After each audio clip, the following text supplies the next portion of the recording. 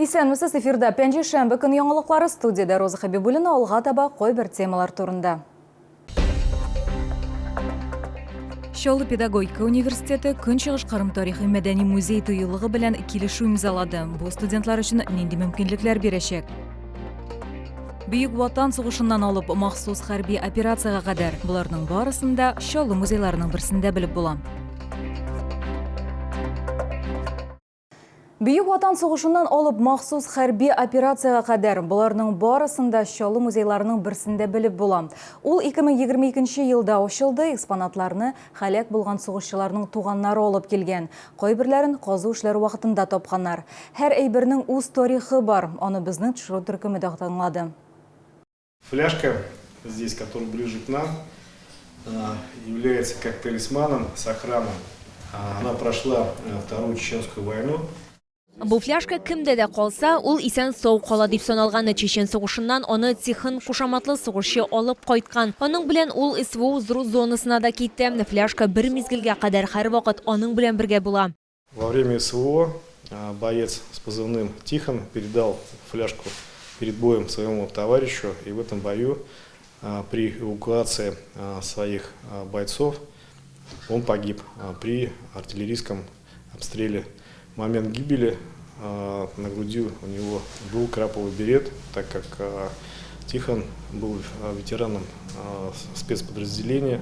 Хәзер бу фляжка музейда күп экспонатларның берсе буларак саклана. Бу вакыйганы Мичман кушаматлы хәрби хезмәткәргә сөйләделәр. Ул Шолыга ялга кайткан сугыш хәрәкәтләре зонасында ул инде 1 ел. Аның тәҗрибәсе алгы сызыкта кирәк булачак ди ул. Чөнки моңарчы Сириядагы хәрби операциядә катнашкан, ә хәзер ул Россия территориясенең иминлеген яклый.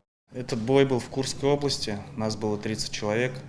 Нам удалось уничтожить бронеколонны из 3 единиц техники. Большую часть противника мы уничтожили, 3 человека мы взяли в плен. Это были не граждане Украины, это были натовские наемники. То есть тем самым нам удалось остановить противника, не допустив тем самым продвижения вглубь Курской области, чтобы не страдало мирное население.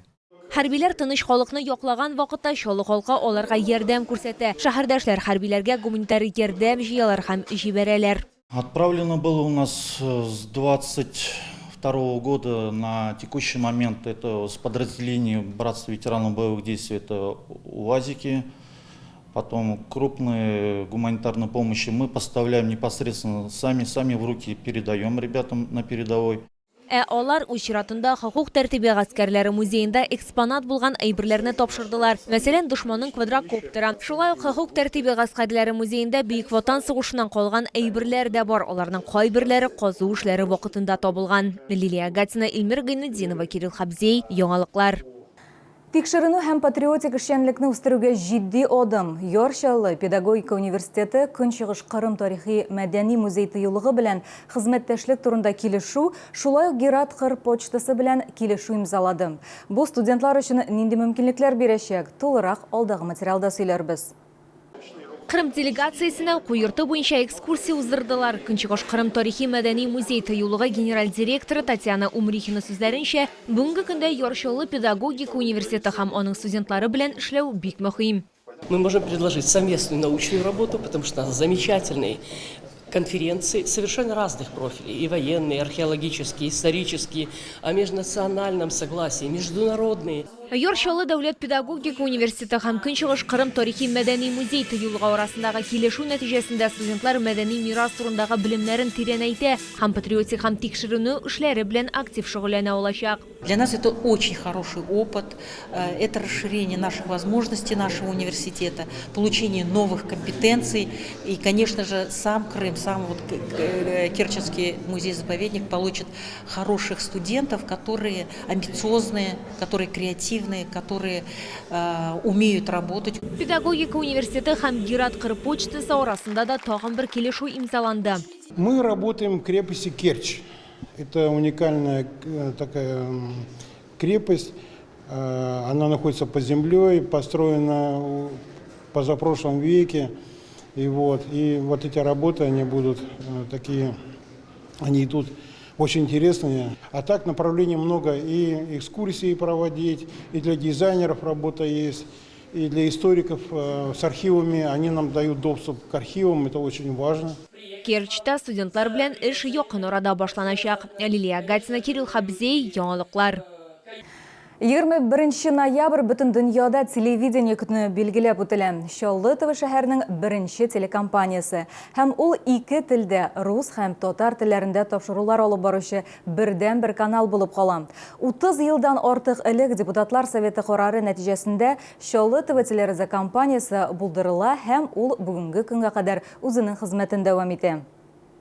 Инде бүген безнең үзебезнең һөнәри бәйрәм булуга карамастан, без шулай ук үзебезнең яраткан тамашачыларыбыз өчен, тыңлаучыларыбыз өчен яңалыклар әзерлибез. Һәм инде барлык безнең караучыларга зур рәхмәт әйтәсе килә һәм алга таба да Чаллы ТВ каналында очрашып, аралашып торган насыйп булсын. Һәр көнне 19 сәгать һәм 19 сәгать 20 минутта безнең яңалыклар чыгарылышын карарга онытмагыз.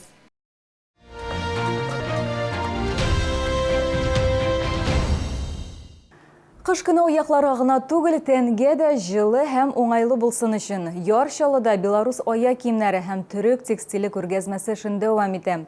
Уңайлылык, модельләрнең төрлелеге һәм бәя белән сыйфатның идеаль нисбәте. Бу юлы чаллыларга нәрсә тәкъдим итәләр, алга таба күрсәтербез.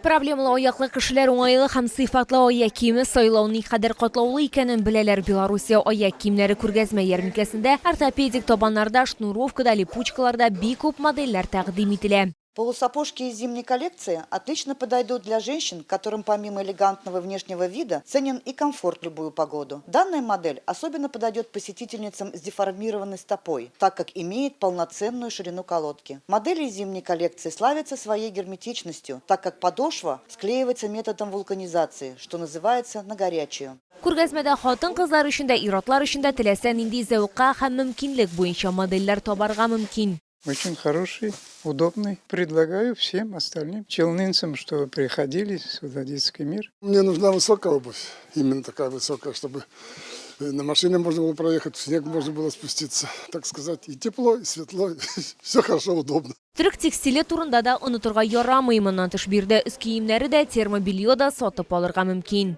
Термобелье – это незаменимый элемент гардероба в зимний период. Комплект специально создан для тех, кто ценит комфорт и тепло. Он изготовлен из 100% хлопка, что обеспечивает отличную терморегуляцию и не вызывает раздражения на коже. Материал сохраняет свои теплосберегающие свойства даже после многократных стирок. Җылы сыйфатлы аяк киемнәре, өске кием һәм төрек текстиле сатып алырга ашыгыз. Күргәзмә Муса Җәлил проспекты 55Б Үзәкрәт сәүдә үзәге, элеккеге балалар дөньясы бинасы адресы буенча эшли.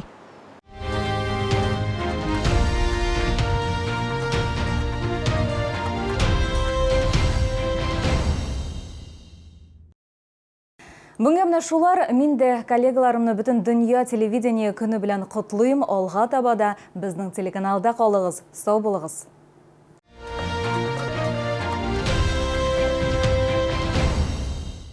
Нина говорит, что друзья плохого не посоветуют. Вклад открыла в Быстробанке под 23% годовых. И вам советует. Быстробанк. 8 800 333 2265. Чай Гульнара. 100% натуральный. Из сырья Индии, Шри-Ланки и Кении. Гульнара. Приходи, я заварил чай Гульнара. Эх, Гульнара, шундый, тәмле чай.